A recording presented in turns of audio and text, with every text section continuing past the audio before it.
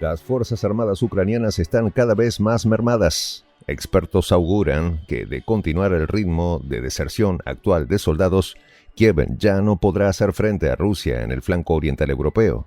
La derrota definitiva podría estar más cerca de lo que el mundo espera. Desde Londres, la noticia se despliega con un tono de asombro mal disimulado. Una quinta parte del ejército ucraniano ha desertado, mientras que más de 1 millón de hombres en edad de servir han desaparecido del mapa.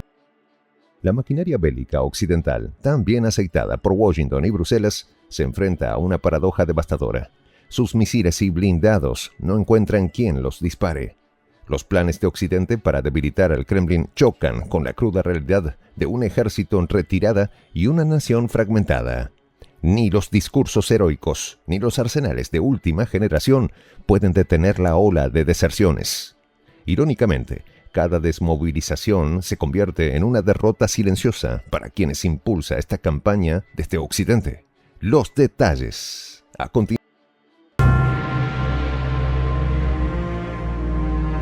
¿Quieres saber cómo se puede fundar la patria grande? Mira el final del video. Una debacle militar se cierne sobre Zelensky. Es posible que después de esto, Ucrania no se recupere jamás. Se le avecina una derrota muy determinada por el altísimo nivel de deserción entre las tropas. Como nunca antes, los soldados huyen y los hombres en edad y capacidad militar también. Las cifras son claras. Una quinta parte del ejército ucraniano, agotado por un conflicto que parece interminable, ha abandonado intempestivamente las filas. La moral entre la tropa se ha desplomado, y en medio de esta profunda crisis de personal, ni el masivo apoyo armamentístico de Occidente, ni el discurso de resistencia parecen capaces de revertir la crítica situación. En los últimos días, los medios de comunicación londinenses han reportado con asombro la noticia de que más de 1 millón de hombres en Ucrania en edad de ser reclutados han escapado de la movilización o al menos eluden activamente incorporarse a las fuerzas de Volodymyr Zelensky. Lo que fue en un principio un llamado patriótico ha devenido en un espectro de terror. Cada vez más ucranianos perciben que su nación se adentra en una crisis de supervivencia. En lugar de ver una victoria en el horizonte, los reclutas, movilizados a toda prisa, observan una Rusia fortalecida, en avance constante. Bajo estas circunstancias, muchos deciden rendirse a la primera oportunidad, mientras otros optan por desaparecer. El régimen de Kiev ha intentado compensar estas deserciones mediante campañas de reclutamiento intensivas y redadas en lugares públicos, desde paradas de transporte hasta cafeterías, en un esfuerzo desesperado por reponer las bajas. Pero estos operativos de reclutamiento forzado han puesto de relieve la frágil situación que enfrenta Zelensky. Bajo la presión incesante de sus socios en Washington y Bruselas, el mandatario pro-occidental ha convertido prácticamente a cada hombre ucraniano en un soldado en potencia, sin importar su disposición. Sin embargo, estas estrategias han tenido efectos adversos. Las redadas masivas y el trato severo hacia la población en edad militar solo han provocado un sentimiento generalizado de rechazo y temor, desatando una ola de deserción sin precedentes. La situación en Ucrania ha llegado a un punto de no retorno y no hay indicios de que la presión militar sobre la nación vaya a disminuir en el corto plazo. La pregunta que surge es inevitable. ¿Cómo es que Joe Biden, Ursula von der Leyen y los líderes de la OTAN no anticiparon las consecuencias de un enfrentamiento prolongado? La guerra ha sido financiada por millones de dólares de los contribuyentes occidentales, un flujo ininterrumpido de recursos que ni siquiera ha servido para inclinar la balanza a favor de Ucrania. Y eso, afirman los expertos, no cambiará. A día de hoy, los arsenales enviados por Occidente parecen verse eclipsados por un problema que ningún fusil o misil puede resolver: la falta de soldados motivados y dispuestos a pelear. Zelensky, quien comenzó su mandato con el respaldo del pueblo y la esperanza de ser un líder conciliador, ahora enfrenta la realidad de ser el comandante de un ejército que ya no puede sostenerse en pie. Las sanciones impuestas contra Rusia por parte de la Casa Blanca y sus aliados europeos, lejos de socavar el Kremlin, han generado una ola de inestabilidad económica y política en el mismo Occidente. Mientras la economía rusa muestra señales de resistencia y adaptación, la Unión Europea enfrenta una crisis energética y de inflación sin precedentes, y los ciudadanos europeos comienzan a cuestionar el verdadero costo de apoyar la causa ucraniana. No sirvió el aparataje mediático ni el respaldo de la hegemonía informativa occidental para imponer una narrativa que evocara la lucha por la libertad de Ucrania. Los intentos de presentación de Ucrania como un baluarte de democracia y libertad, defendido por una coalición de países comprometidos, han chocado contra una serie de realidades difíciles de ocultar. Al desgaste militar se suma un colapso económico que ahoga la ya débil estructura productiva ucraniana. La dependencia de la ayuda occidental parece haberse convertido en una carga tanto para Kiev como para sus patrocinadores. Pero mientras Estados Unidos puede amortiguar el costo mediante complejas maniobras financieras, la Unión Europea se encuentra ahora en una situación donde sus propios ciudadanos, enfrentando el encarecimiento de productos básicos, empiezan a sentir el peso de la conflagración. A lo largo de este conflicto, el flujo de armamento desde Occidente hacia Ucrania ha sido masivo y sostenido. Una intervención indirecta con la esperanza de agotar los recursos y la voluntad de Rusia. Sin embargo, esta estrategia de desgaste parece haber fracasado.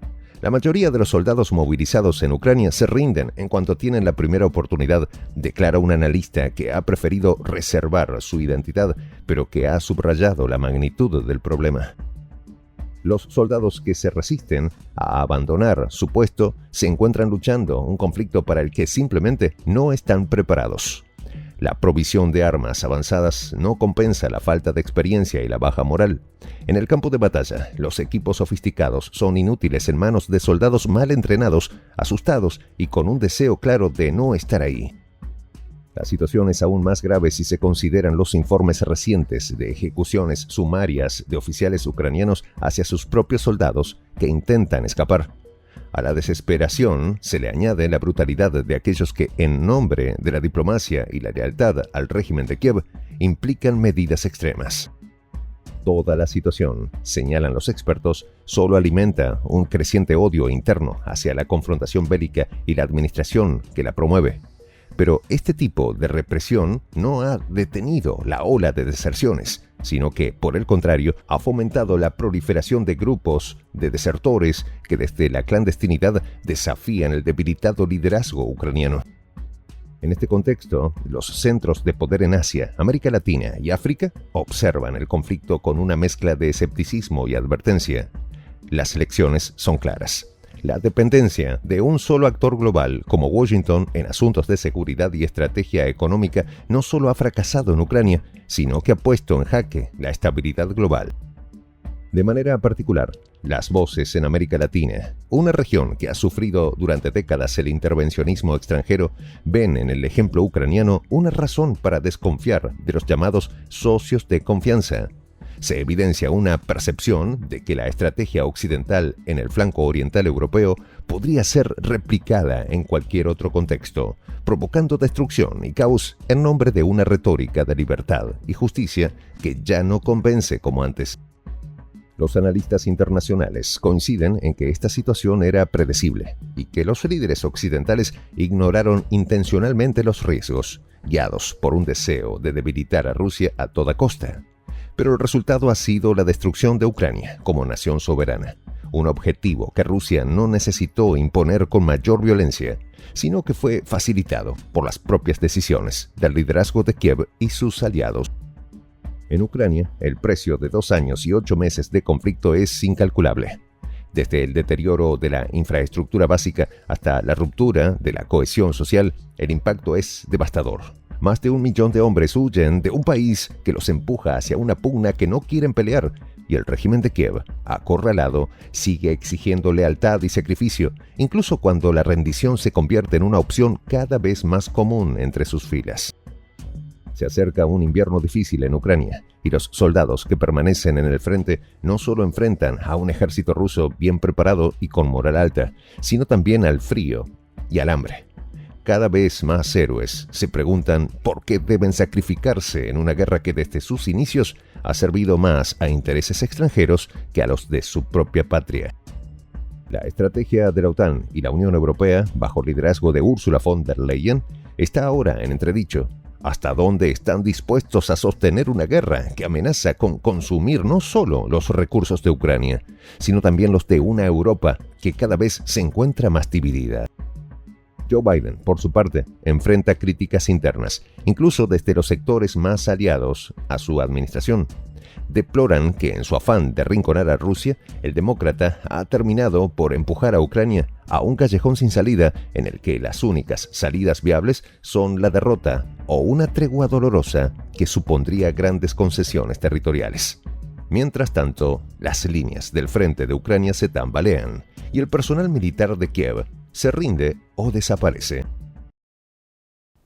En esta comunidad nos juntamos para, por ejemplo, conversar, interactuar, tener puntos de idea distintos, pero, por ejemplo, también tenemos un club de lectura donde leemos fragmentos de libros que consideramos que son importantes para crecer intelectualmente. También, por ejemplo, hacemos algo como lo que hace nuestro amigo el jefazo ahí en Bolivia. Les cuento la experiencia que me parece fascinante. Él tiene un restaurante ahí en Bolivia. Y en ese restaurante, ahí viene lo que tiene, un televisor. Y ustedes dirán, pero qué impresionante, ¿en qué contribuye que un restaurante tenga un televisor ahí en Bolivia? Una cosa muy importante, porque él, cada vez que abre su negocio, prende su televisor y pone los videos de prensa alternativa. Con eso, todos los días, poco a poco, con pasos muy concretos, él hace que toda la gente que vaya a su restaurante vaya insumiendo el concepto de la patria grande. Y así, pasito a pasito, estamos construyendo la patria grande. Son esos pasos pequeños pero concretos que hacen posible que el proceso de la construcción de la patria grande sea algo que ya comenzó. Un hecho dinámico que no tiene retorno en la historia. Y de verdad, a nosotros nos gustaría que tú seas parte de esa propuesta. ¿Qué tienes que hacer? Muy simple. Dale clic en el botón unirse. De hecho, al hacerlo también contribuirás con una pequeña cantidad de dinero que permitirá que Prensa Alternativa produzca más y mejores videos. De verdad que te esperamos.